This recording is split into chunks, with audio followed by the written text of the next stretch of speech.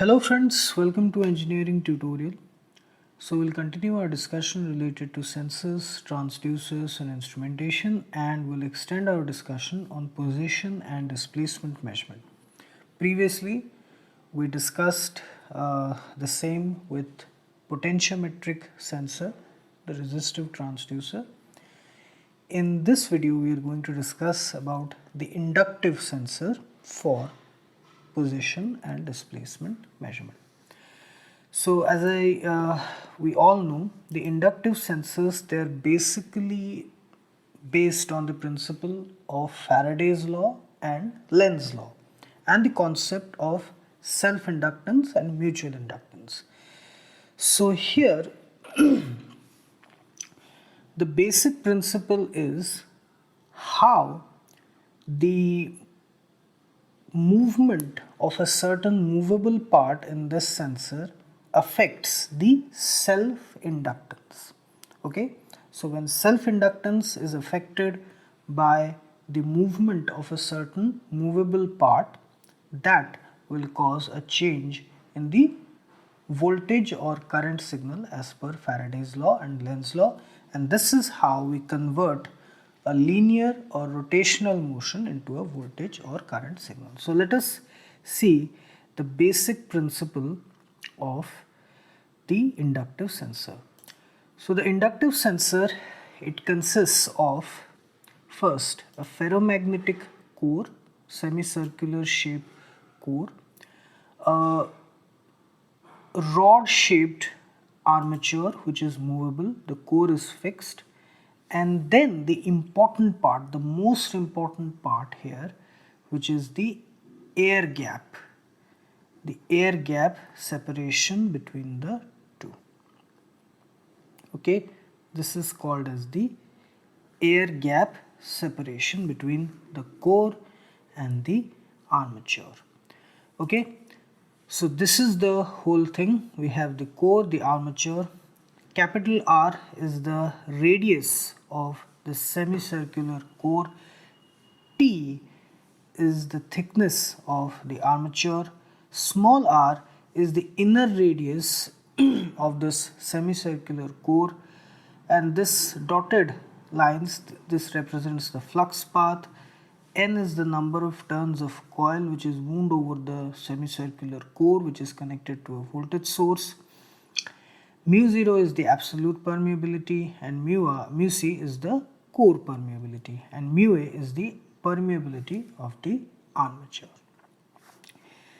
So here we have to take into consideration the concept of reluctance. I said inductance, but reluctance and inductance, they are related. So here reluctance is the property of a magnetic circuit which opposes the flow of magnetic flux. Like resistance, which opposes the flow of electric current, in electrical circuits, in magnetic circuits, reluctance is that property which opposes the flow of magnetic flux, and it is given by L by mu0 mu r A, where L is the length of the flux path, A is the area of the flux path, mu0 and mu r are the absolute and relative permeability of the material.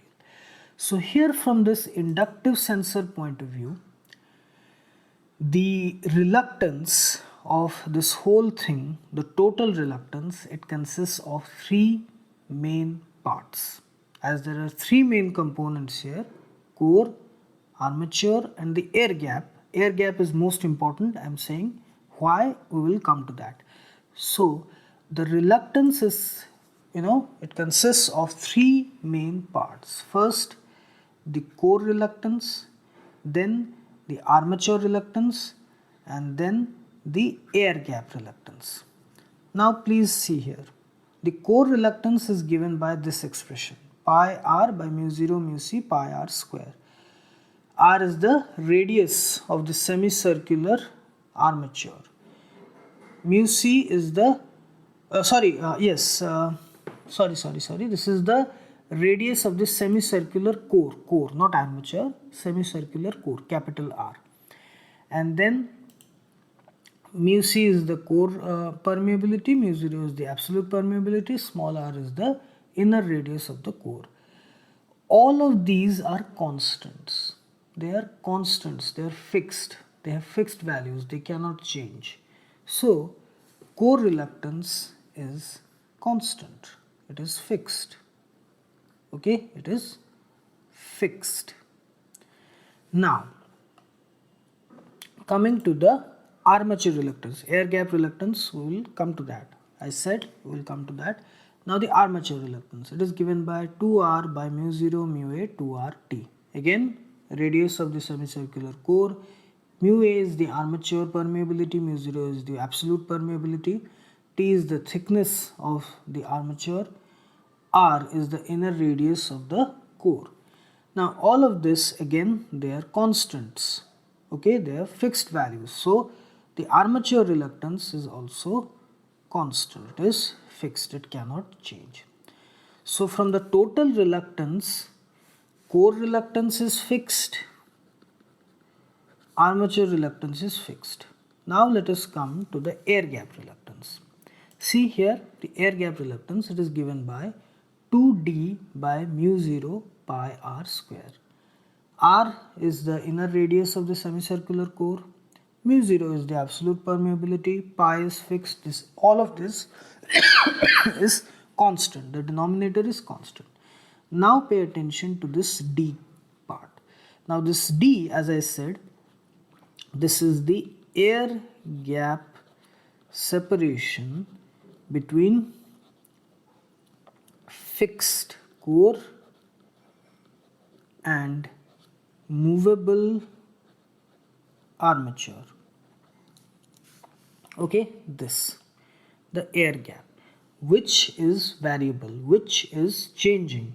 Now what happens, this movable armature is connected to the object, the displacement of which, or the movement of which, is to be monitored, which is to be measured. So when the object moves, the movable armature connected to it through a rod or connecting rod arrangement, that armature also moves. When the armature moves, the air gap separation changes. When the air gap separation changes, the air gap reluctance changes. When the air gap reluctance changes, the total reluctance changes. And when the total reluctance changes, the inductance of the sensor also changes as per this relationship, where N is the number of turns of wire wound over the semicircular core, and R total, that is the total reluctance. Now this total reluctance is only dependent on, the change in total reluctance is only dependent on the reluctance of the air gap. Now then, as per Faraday's law, which is given by minus LdI by dt incorporating Lenz's law, but here we are only interested in the magnitude. This gives us the voltage, the EMF, induced EMF. Okay, which is then used for further signal conditioning processing to give us a certain output. Okay, so for this inductive sensor only, this air gap reluctance is useful for converting the movement of the object which is connected to the movable armature and to convert it into a suitable voltage or current signal. This is the basic principle of inductive sensor. Now how we can use it for measurement of displacement, position tracking? So like I said, there are different arrangements. First is the to and fro motion of the object. Let us say we have this object in the center position. It is free to move to the left or to the right to a certain distance. So we have two inductive sensors which are placed on either side.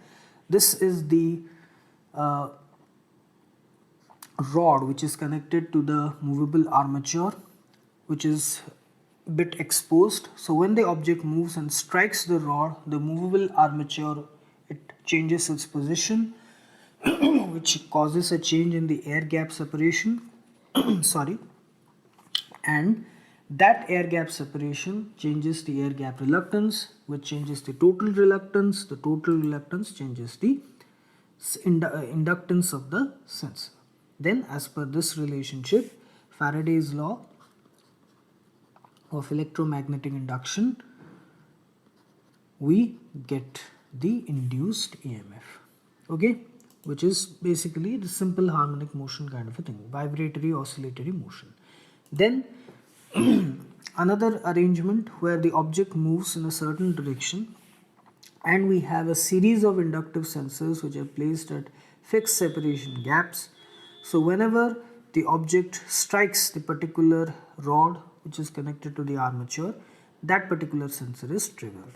So they are placed at fixed separation. Let's say x is equal to 0 meter, this is at 4 meter, this is at 8 meter, and likewise. So it gives us the total displacement of the object and also the instantaneous position of the object. Suppose the object is here, the instantaneous position is x is equal to 4 meter, total displacement is 4 meter, like that. And then we have, for angular displacement and angular position, we have the inductive sensors, let's say, placed at particular angles, because 90 degree to 180 degree, this is at 270 degree, and this is at 360 degree again. So this rotating object, when it strikes the particular rods which is connected to the armature, the particular sensor is triggered and it gives the instantaneous angular position of the object and the total angular displacement. So this is the basic principle of inductive sensor used for position and displacement measurement of an object. So let us try to understand the concept of inductive sensor from a three-dimensional perspective. So this is the whole arrangement: the ferromagnetic core, the armature which is movable, core is fixed, and we have the voltage source connected to the number of turns of wire wound over the core. So this movable armature is connected to the object, the displacement or the movement of which is to be monitored. So depending on that, this undergoes movement, okay. So when it undergoes movement, this air gap, okay, this air gap, it undergoes a change, okay, of separation gap between the two, the movable armature and the fixed core. So as a result, this contributes to a change in the air gap reluctance. The air gap reluctance causes a change in the total reluctance. The total reluctance causes a change in the inductance of the sensor. Then, as per Faraday's law of electromagnetic induction, the induced EMF, it changes, and that is used as a suitable voltage or current signal through proper signal conditioning to get a proper output. Now, how we are using it for different purposes. This is the first arrangement where the object undergoes oscillatory or vibratory motion in between two extreme points. So two inductive sensors are placed on both ends. Whenever the object, it strikes the particular rod which is connected to the armature, that particular sensor is triggered, and that gives us the position of the object and the number of oscillations or vibrations depending upon the requirement. Then the continuous position and displacement tracking, the object, it moves, and when it strikes any particular series of inductive sensors which are placed at fixed separation gaps, the particular sensor is triggered. So they are placed at fixed separation gaps, so that gives us the instantaneous position of the object and the total displacement. Then we have is the angular position and displacement tracking. So this is the object, the rotating object, when it undergoes rotation and strikes the particular sensors which are placed at different angular positions, that particular sensor is triggered, okay. That particular sensor is triggered, and also we can use more number of sensors at different positions for more accurate and precise tracking. So This is all about the basic concepts about inductive sensors which are used for position and displacement measurement of the object.